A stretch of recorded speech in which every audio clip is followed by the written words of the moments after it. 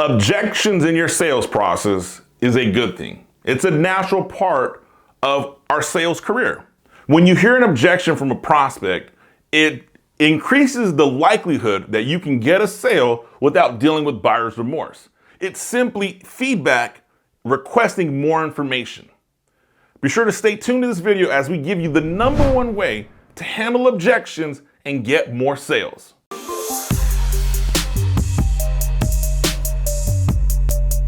All right, if you're new to the channel, welcome. Look, for years, I have been training and teaching sales professionals around the globe. Very rarely do I adapt or share something that I say, hey, this is a traditional old selling technique, because I believe there's modifications and improvements to things that have been out for years. Now, I'm not here to say one sales philosophy or methodology is better than the other. But what I am here to tell you is going to give you the #1 technique, how to handle objections, that's tried, tested, and true. It works nearly every time, and it has helped the teams that I have managed generate millions of dollars in revenue and over millions of dollars in sales commissions. And this principle is called the 3 F's. This is a traditional objection handling technique that hasn't been modified and has been around for years. Chances are you've heard someone talk to you this way.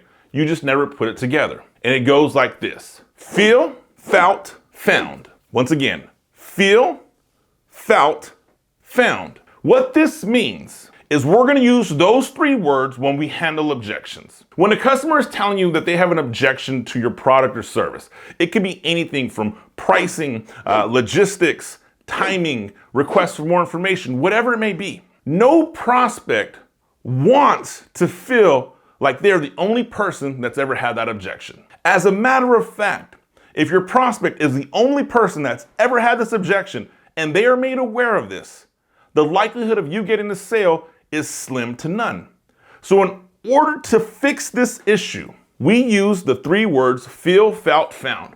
And how we use these words is designed to help establish a level of trust, because we're going to empathize with our prospect. We're going to establish a level of credibility because we're going to share a favorable desired outcome with handling this objection. So it goes like this. A customer tells you, hey, your product is great, but it's a little too expensive for what I'm looking to spend today. We pause, we give a silent pause, and we acknowledge, and we tell Mr. Prospect, hey, I completely understand how you feel. First thing, we drop the feel. I understand how you feel. What this does is it starts the process of empathy. I'm not sympathizing with my customer. Oh, it's too expensive. I'm actually empathizing with my customer. I'm telling them I understand. I've been there. I get it. So, Mr. Prospect, I understand how you feel. Now, credibility. We're going to third-party story this. We are going to use examples to let our prospect know they're not alone in this process. Mr. Jones, I understand how you feel. As a matter of fact, my customer I worked with last week, he felt the same way. Did you see that? My customer I spent with last week, yesterday, or another customer, it doesn't matter. Just another person that has had that same objection, we're going to say felt the same way. So now let's drop it. Feel, felt. Mr. Prospect, I understand how you feel. Last week I met with a customer who felt the same way. So now we're building empathy. We're building some credibility. So now our prospect knows they're not the only person that's ever dealt with this objection. There's other people that have dealt with this objection before. And we want to give a desired favorable outcome. And here it is.